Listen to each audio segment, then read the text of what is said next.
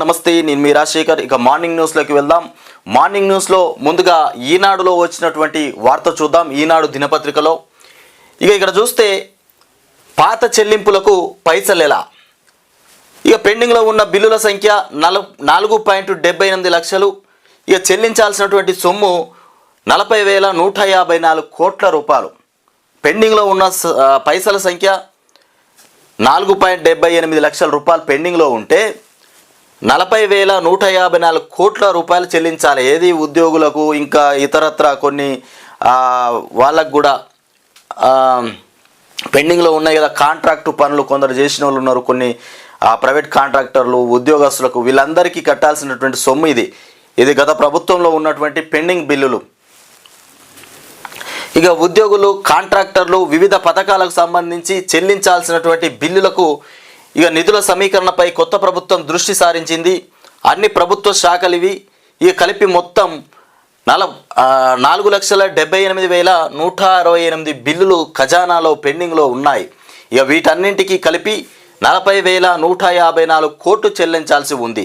నిధుల కొరత వల్ల వీటిలో కొన్ని బిల్లులు ఏడాదికి పైగా పెండింగ్లో ఉన్నట్లు ఆర్థిక శాఖ తాజాగా నివేదించింది. ప్రస్తుతం ప్రభుత్వానికి ప్రస్తుత ఆదాయంతో వీటన్నింటినీ ఇప్పటికిప్పుడు చెల్లించడం సాధ్యం కాదు. దీంతో నిధుల సమీకరణ మార్గంపై సర్కారు దృష్టి పెట్టింది. ఇప్పుడు మొన్నటి వరకు పైసలు లేవని, మొన్నటి వరకు ఇప్పుడు రైతులకు వేసేటువంటి రైతు భరోసా, రైతు బంధు ఏదైతే ఉందో, రుణమాఫీ ఏదైతే ఉందో, వీటన్నిటికీ చెల్లించడానికే పైసలు లేవని అప్పులు విపరీతంగా అప్పుల శ్వేతపత్రం అయితే విడుదల చేసిండ్రు. దాని తర్వాత ఇప్పుడు మొత్తానికి అప్పులు కట్టాల్సిన 40,154 కోట్ల రూపాయలు ఉద్యోగస్తులకు, కాంట్రాక్టర్లకు కట్టేది ఉంది.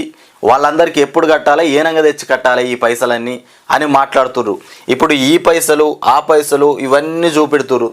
రైతులకు ఈ 6 హామీలు ఏవైతే ఇచ్చిండ్రో అవిటిని కూడా ఇప్పుడే ముందుకు తీసుకొచ్చినటువంటి వైనం. ఇప్పుడు ఈ 6 హామీలకు సంబంధించి నెరవేర్చరా ఇప్పుడే ఈ బిల్లులు చూపెడుతుర్రు. ఇటు ఈ అప్పులు కట్టాల్సినటువంటి అప్పులు, పెండింగ్లో ఉన్న బిల్లుల సంఖ్య, ఇవన్నీ మేము ఎప్పుడు కట్టాలి అని ఇప్పుడు ఈ మాట అయితే మాట్లాడుతుర్రు కదా. మరి ఈ 6 హామీలు నెరవేర్చాలంటే వాటికి కూడా కొంత పైకం అయితే కావాలి. దానికి సంబంధించి ఇప్పుడు ఏం చేయబోతారు? ఇప్పుడు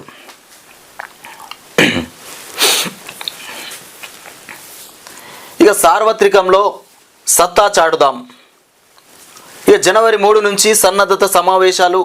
చేవెళ్ల నియోజకవర్గంపై సమీక్షలో కేటీఆర్ ఎంపీ అభ్యర్థిగా రంజిత్ రెడ్డి పేరు ప్రకటన. అసెంబ్లీ స్థానాల్లో ఓడిపోయిన అభ్యర్థులే ఇన్ఛార్జులని వెల్లడి. ఎంపీ అభ్యర్థిగా రంజిత్ రెడ్డి పేరు ప్రకటించిండ్రు. లోక్సభ ఎన్నికలకు సంబంధించి సార్వత్రిక ఎన్నికలకు సిద్ధంగా ఉండాలి. ఇప్పుడు ఎమ్మెల్యే అభ్యర్థులు ఎవరైతే ఓడిపోయినరో వాళ్ళని ఇన్ఛార్జ్గా పెట్టేసి ఎన్నికలైతే జరిపించేటువంటి ప్రక్రియ BRS party working president KTR ముందస్తు ప్రచారంలో ఉన్నట్టుగా మనమైతే చూస్తున్నాం. మొత్తానికి కేటీఆర్ దిశానిర్దేశం చేస్తున్నారు. అసెంబ్లీ ఎన్నికల్లో ఓడిపోయినటువంటి అభ్యర్థులనే ఇన్ఛార్జీలుగా నియమించి ఎంపీ స్థానాలు గెలిచేటువంటి ప్రక్రియనైతే చేపడుతుండ్రు. ముఖ్యంగా రంజిత్ రెడ్డి పేరు మాత్రం ప్రకటించినటువంటి కేటీఆర్ లోక్సభ ఎన్నికల్లో సత్తా చాటుదామని పార్టీ శ్రేణులకు బారాస కార్యనిర్వాహక అధ్యక్షుడు కేటీఆర్ పిలుపునిచ్చారు. ఈ ఎన్నికలు ఎప్పుడైనా రావచ్చని, వాటిని ఇప్పటి నుంచే సమాయత్తం కావాలని, 16 స్థానాల్లోనూ పార్టీ విజయమే లక్ష్యంగా ముందుకు సాగాలని సూచించారు. జనవరి 3 నుంచి 26వ తేదీ వరకు శాసనసభ నియోజకవర్గాల వారీగా సమావేశాలు ఏర్పాటు చేసుకుని కార్యాచరణ ప్రారంభించాలన్నారు. ఇటీవల శాసనసభ ఎన్నికల్లో ఓటమితో కుంగిపోవద్దని, నూతనోత్సాహంతో ముందుకు సాగాలని ఉద్బోధించారు. అసెంబ్లీ ఎన్నికల్లో బారాస ఓడిపోయినటువంటి చోట అభ్యర్థులని నియోజకవర్గ ఇన్ఛార్జీలుగా నియమించాం. ఈ విధంగా బారాస పార్టీ ముందుకు పోతుంది. మొత్తానికి 16 స్థానాల్లో 16 ఎంపీ స్థానాలలో మనమే గెలవాలి. 3 నుంచి 26 వరకు జనవరి 3వ తారీఖు నుండి జనవరి 26వ తారీఖు వరకు మొత్తానికి భారత సమావేశాలు నిర్వహించి కార్యాచరణ రూపొందించి ఏ విధంగా మనం మళ్ళీ ఎలక్షన్స్లో ముందుకెళ్ళాలి, ఈసారి ఖచ్చితమైనటువంటి కట్టుదిట్టమైనటువంటి ప్రక్రియతోని ముందుకెళ్దాం, ఒక వ్యూహాన్ని అల్లేసి మనం ముందుకెళ్ళి విజయం సాధించాలి అన్నటువంటి ఆలోచనతో ఉన్నటువంటి కేటీఆర్ మొత్తానికి ఈసారి 16 స్థానాలు టఫ్గా కొట్టేస్తారు. ఎందుకంటే అప్పుడు కాంగ్రెస్ పార్టీ వ్యతిరేకంగా కాంగ్రెస్ పార్టీకి ప్రజలు ఓటేయడానికి కారణం ఇక్కడ కాంగ్రెస్ పార్టీ ఏదో ప్రజలకు న్యాయం చేస్తుందన్న ఆలోచన కాదు. కేటీఆర్ ఇక్కడ బీఆర్ఎస్ పార్టీ పైన వ్యతిరేకం కాంగ్రెస్ పార్టీకి సానుకూల పరిస్థితి అయిపోయింది. మొత్తానికి గెలుపొందే ప్రక్రియ మాత్రం ఏర్పడింది. అంటే గెలుపు దిశగా అడుగులు పడ్డాయి కాంగ్రెస్ వాళ్ళకు. వీళ్ళ మీద కోపంతో కాంగ్రెస్ వాళ్ళకు ఓటేయాల్సి వచ్చింది జనం, అంతే తప్ప కాంగ్రెస్ పార్టీ ఏదో చేస్తుందన్న ఆలోచన కాదు. ఇక ఇంకొకటి 29న మేడిగడ్డకు మంత్రులు ఉత్తమ్ శ్రీధర్ బాబు ఇక బ్యారేజీ వద్దనే పవర్ పాయింట్ ప్రజెంటేషన్. 29వ తారీఖున మేడిగడ్డకు ఉత్తమ్ కుమారు ఇక శ్రీధర్ బాబు ఇద్దరు కూడా పోయి ఆడ ఏం చేస్తారో ఇక కాళేశ్వరం ప్రాజెక్టులోని మేడిగడ్డ బ్యారేజీని ఈ నెల 29న రాష్ట్ర నీటిపారుదల శాఖ మంత్రి ఉత్తమ్ కుమార్ రెడ్డి ఇక పారిశ్రమల శాఖ మంత్రి దుద్దిల్ల శ్రీధర్ బాబు సందర్శించనున్నారు. ఉదయం 9 గంటలకు వారు హైదరాబాద్ నుంచి హెలికాప్టర్లో బయలుదేరి బ్యారేజీ వద్దకు చేరుకుంటారు.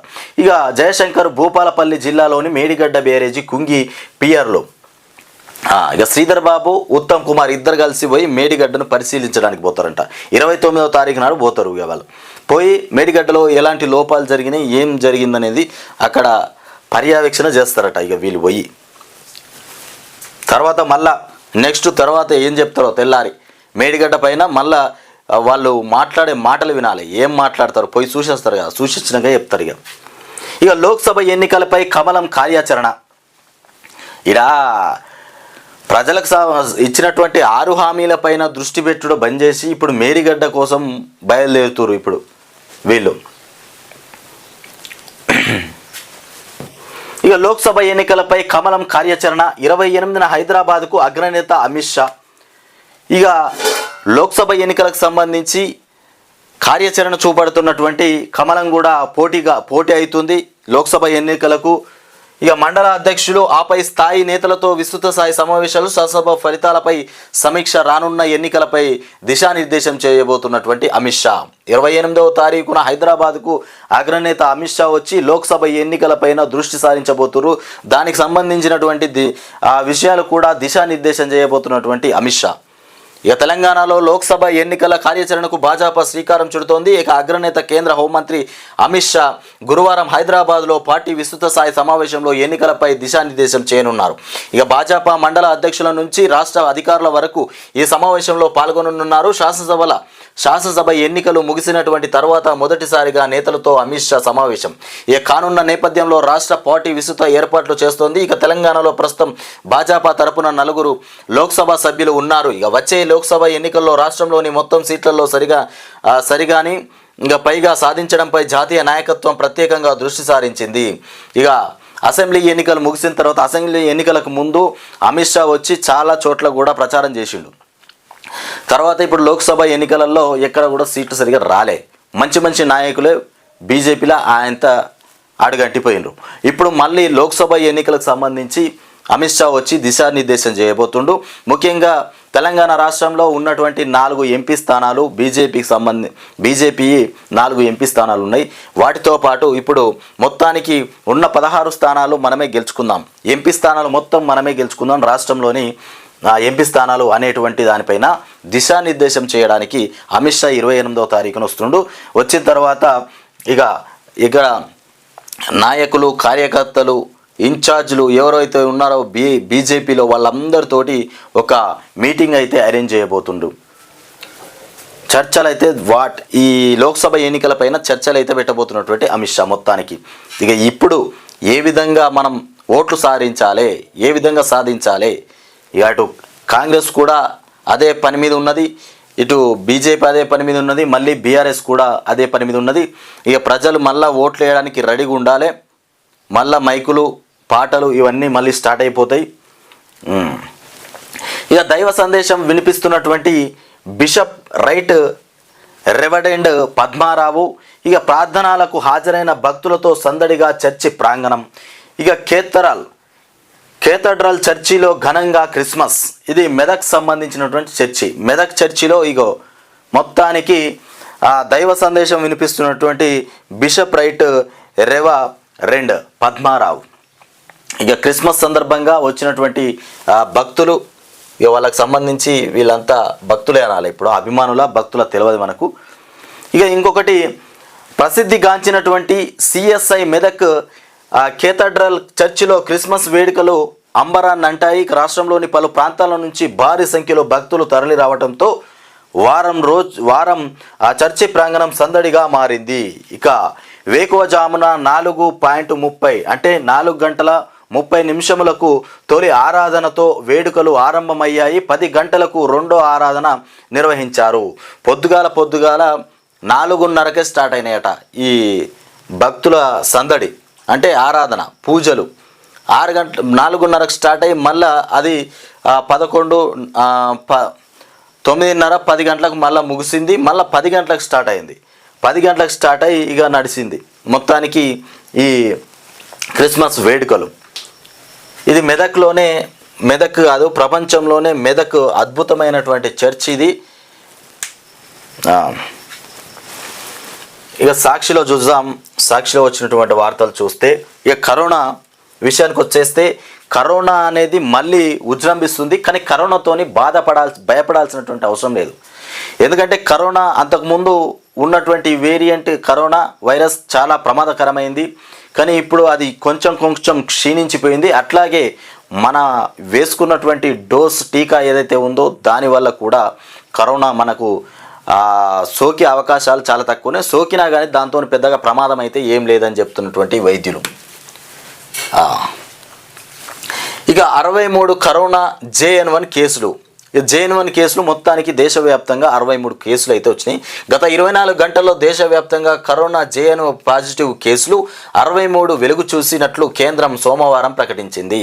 24 గంటల్లో దేశం మొత్తంలో 63 కేసులు అయితే వచ్చేసినాయి, కరోనా కేసులు. ఈ కట్టేసి ఒళ్ళంతా బ్లేడ్తో కోసి అబ్బాయిగా మారిన స్నేహితురాలిని ఎవరు ఆదరించకపోవడంతో సానుభూతితో మాట్లాడినటువంటి పాపానికి ఓ అమ్మాయి హత్యకు గురైంది. ఒక అమ్మాయి అబ్బాయిగా మారిందట. ఆ అమ్మాయిని అబ్బాయిగా మారినటువంటి స్నేహితురాలిని అబ్బాయిగా మారింది స్నేహితురాలు. ఇక ఆదరించడంతో సానుభూతితో మాట్లాడినట్టు పాపానికి హత్యకు గురైంది. కట్టేసి ఒళ్ళంతా బ్లేడ్లతో కోసిరట. అబ్బాయిగా మారిన తర్వాత అమ్మాయితోని మాట్లాడినందుకే. ఎవరు ఆదరించడంతో సానుభూతితో మాట్లాడినటువంటి పాపానికి ఓ అమ్మాయి హత్యకు గురైంది. మగజిపై దాడులు. ఇక ఇక్కడ చూస్తే నరేంద్ర మోడీ నిరుపేదల సాధికారతే ధ్యేయం. ఇక నిరుపేద అణగారిన వర్గాల సాధికారతకు తమ ప్రభుత్వం అత్యధిక ప్రాధాన్యం ఇస్తోందని ప్రధాని నరేంద్ర మోదీ చెప్పారు.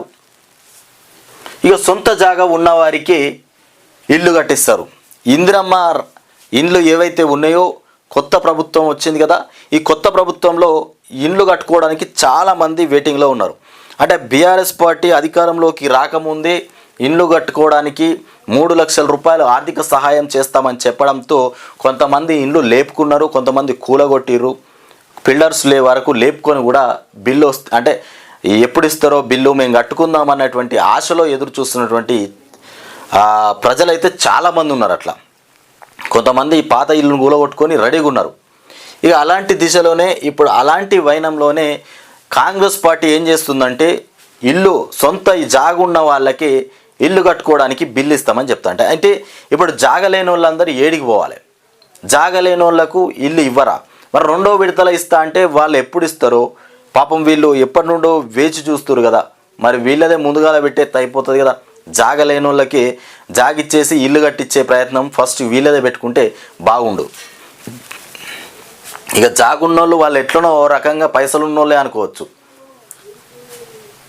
జాగా ఉన్నవాళ్ళు. ఇక సొంత జాగా ఉన్నవారికి ఇందిరమ్మ ఇళ్ల మంజూరుపై రాష్ట్ర ప్రభుత్వం కసరత్తు చేస్తుంది. ఇక మలి విడతలో జాగలేని వారికి ఇంటి స్థలాల పంపిణీ అంటే రెండో విడతల జాగలేని వాళ్ళకు ఇంటి స్థలాల పంపిణీ చేసి వాళ్ళకి ఇల్లు కట్టించేటువంటి ప్రయత్నం చేస్తామని చెప్తుంది. ఇక అమరుల కుటుంబాలకు మాత్రం త్వరలోనే ప్లాట్ల పంపిణీ. ఇక ప్రజాపాలన కార్యక్రమంలో ఇందిరమ్మ దరఖాస్తుల స్వీకరణ. ఇక అర్హులైన పేదలను గుర్తించి పథకం కోసం ఎంపిక. ఇంటి నిర్మాణం కోసం 5 లక్షలు ఇవ్వనున్నటువంటి సర్కారు. ఇక లబ్ధిదారులు వెంటనే పనులు చేపట్టేలా ఏర్పాట్లు చేసుకోవాలి. ఇళ్ల నిర్మాణ డిజైన్స్ విషయంలో మాత్రం పలు సందేహాలు. ఇంటి స్థలాల పంపిణీ కోసం త్వరలోనే భూసేకరణ చేపట్టాలని నిర్ణయం. ఇప్పుడు ఈ ప్రవేశపెట్టిన సొంత ఇల్లు జాగా అటు కాంట్రాక్టర్లకు ఇంకా మిగతా ఉద్యోగస్తులకు పెండింగ్లో ఉన్న బిల్లులే 40 అక్కడ చూపెట్టింది కదా 40 కోట్లు ఏమో వాటిని కట్టడానికే ఎన్నున్నాయి అక్కడ పెండింగ్లో ఉన్న బిల్లులు వాటిని కట్టడానికే కష్టమవుతుంది. మళ్ళీ ఇప్పుడు వీళ్ళకు డబ్బులు ఎట్లా తీసుకొస్తాడు, ఎట్లా కడతాడు? ఇల్లు కట్టిస్తామని చెప్తున్నారు కదా, ఇల్లు కట్టియాలంటే ఎంత పైకం ఖర్చు అవుతుంది.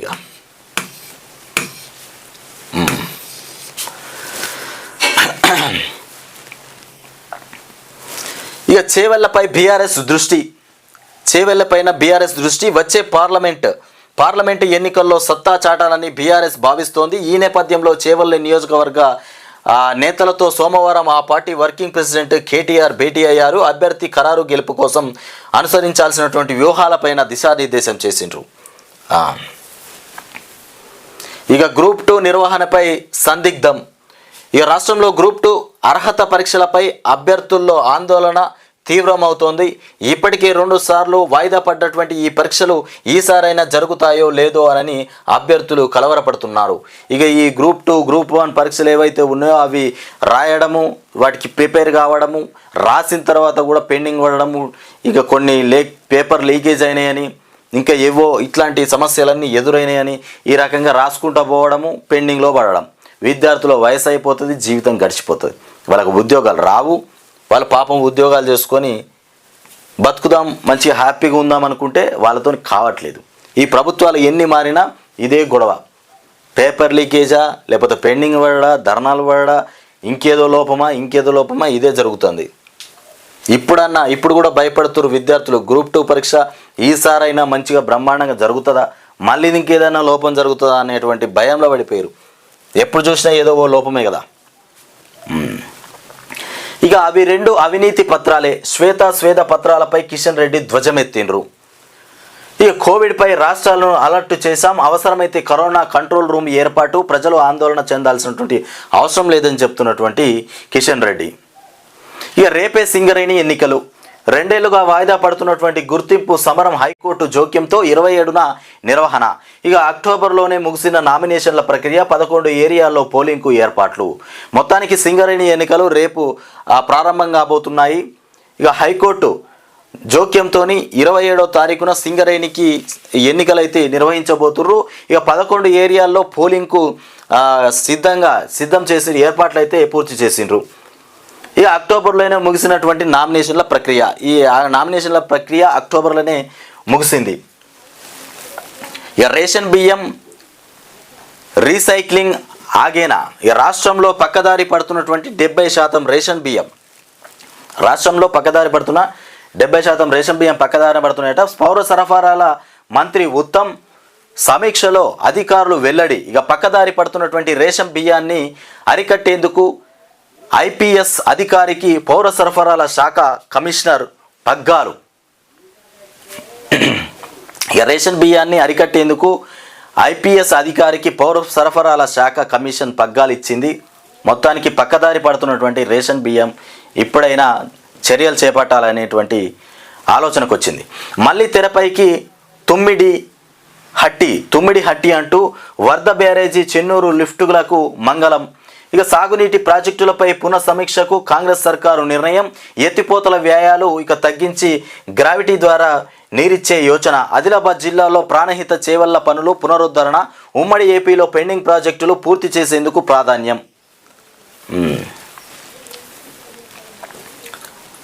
ఇక్కడ చూస్తున్నామా, 6 జీవితాలను కమ్మేసినటువంటి పొగమంచు. అంటే పొగమంచు కారణంగా 6 మరణం చెందాల్సినటువంటి పరిస్థితి ఏర్పడ్డది. ఇది నల్గొండ జిల్లా నిడమనూరు సమీపంలో 2 ప్రమాదాలు జరిగినాయి. నల్గొండ జిల్లాలో జరిగినటువంటి ఘటన. రోడ్డు దాటుతున్నటువంటి వ్యక్తిని ఢీకొట్టినటువంటి బైకు, 2 మృతి చెందిండ్రు. ఆ ఘటనలో చనిపోయారు. రోడ్డు దాటుతున్నటువంటి వ్యక్తిని ఢీకొట్టినటువంటి బైకు, అంటే 2 కూడా చనిపోయారు. అంటే ఢీకొట్టడంతో ఆ వ్యక్తి, బైక్ డ్రైవర్ నడిపేటువంటి వ్యక్తి 2 చనిపోయారు. ఆ ఘటనలో చనిపోయిన యువకుడి వద్దకు బయలుదేరినటువంటి కుటుంబ సభ్యులు వారు వస్తున్న వాహనాన్ని ఢీకొట్టిన ఆయిల్ ట్యాంకర్.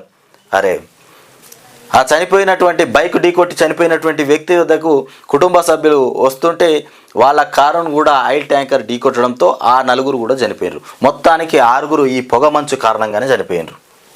ఇక ప్రమాదంలో నుజ్జునజ్జైనటువంటి టాటా ఏస్ వాహనం మనం ఇక్కడ చూస్తున్నటువంటి ఆ ప్రమాదపు విజువల్స్ ఇక్కడ. ఇక రోడ్డు కనబడక చెరువులోకి దూసుకెళ్ళి నీట మునిగిన కారు, 1 మృతి. రోడ్డు కనబడక, ఈ మంచు కారణంగా రోడ్డు కనబడక చెరువులోకి దూసుకెళ్ళిపోయినటువంటి కారు. ఆ కారులో కూడా ఒక వ్యక్తి మృతి చెందిండు. ఆ ప్రమాదంలో కూడా వ్యక్తి మృత్యువాత పడ్డాడు. ఇది పరిస్థితి. ఇక ఇల్లు కట్టుకునే వాళ్ళకు, సొంత జాగా ఉన్న వారికి ఇల్లు కేటాయిస్తామంటారు. సొంత జాగా ఉన్నోళ్ళు ఇల్లు కట్టుకోవచ్చు. వాళ్ళకు 5 లక్షల రూపాయలు ఇస్తున్నటువంటి సర్కారు.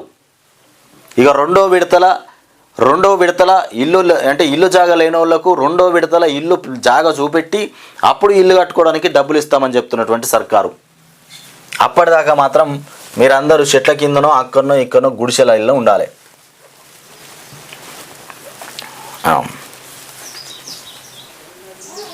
ఇక ఇల్లు కట్టుకోవడానికి జాగా లేని వాళ్ళ పరిస్థితి ఏంది?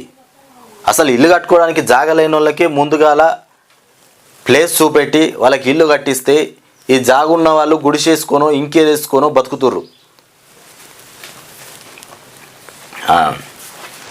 ఇక తెలంగాణలో ఇండియన్ సైన్స్ కాంగ్రెస్ ఫిబ్రవరిలో జేఎన్టీయూలో నిర్వహణ. ఇక ముఖ్య అతిథిగా హాజరు కానున్న ప్రధాని మోదీ. చివరిసారి 2006లో హైదరాబాద్లో సదస్సు. తెలంగాణలో ఇండియన్ సైన్స్ కాంగ్రెస్ అంటూ ఇక ఫిబ్రవరిలో జేఎన్టీయూలో నిర్వహణ చేయబట్టబోతున్నారు.